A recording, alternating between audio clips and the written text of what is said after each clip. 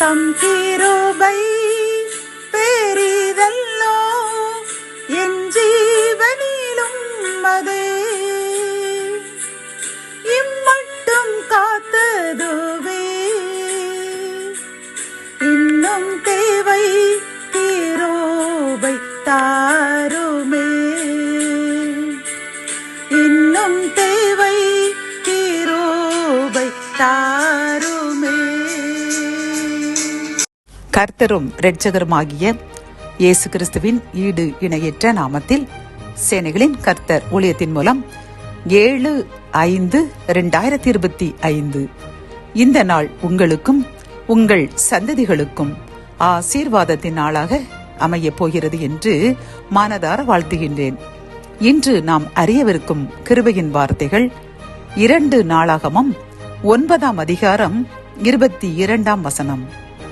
பூமியின் சகல ராஜாக்களை பார்க்கிலும் ராஜாவாகிய சாலமோன் ஐஸ்வர்யத்திலும் ஞானத்திலும் சிறந்தவனாயிருந்தான்.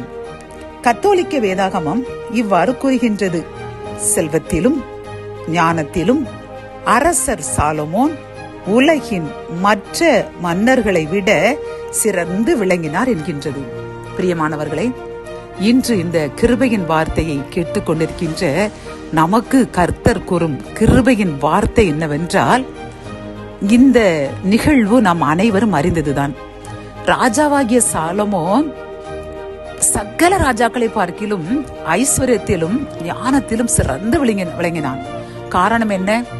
அவன் பதவியேற்ற உடனே தாவீது தனது அரச பதவியை சாலமோனுக்கு கொடுத்த உடனே அவன் கிபியா மேட்டில் உள்ள பலிபிடத்திற்கு சென்று 1000 காளைகளை சர்வாங்க தகன பலியாக இட்டான். பிரியமானவர்களே, அவன் கர்த்தரை மகிமைப்படுத்தினான்.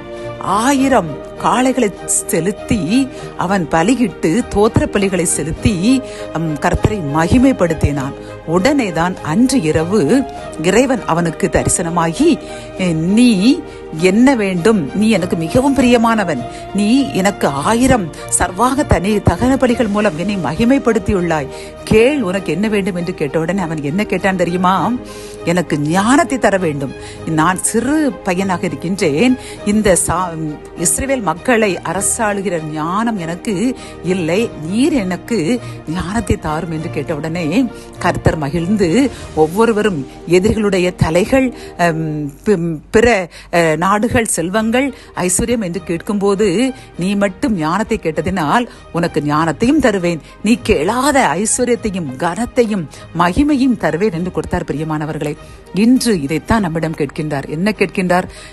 ஸ்தோத்திர பலியிடுங்கள், எனக்கு ஸ்தோத்திரங்களை செலுத்துங்கள், உதடுகளின் பலியாகிய ஸ்தோத்திர பலியை அனுதினமும் எனக்கு செலுத்துங்கள் என்று வேதாகமத்தில் நிறைய இடத்தில் கர்த்தர் கூறுகிறார். பிரியமானவர்களை, நாம் யோசித்து பார்ப்போம். அனுதினமும் அவருக்கு ஸ்தோத்திரங்களை செலுத்திக் கொண்டே இருக்கின்றோமா?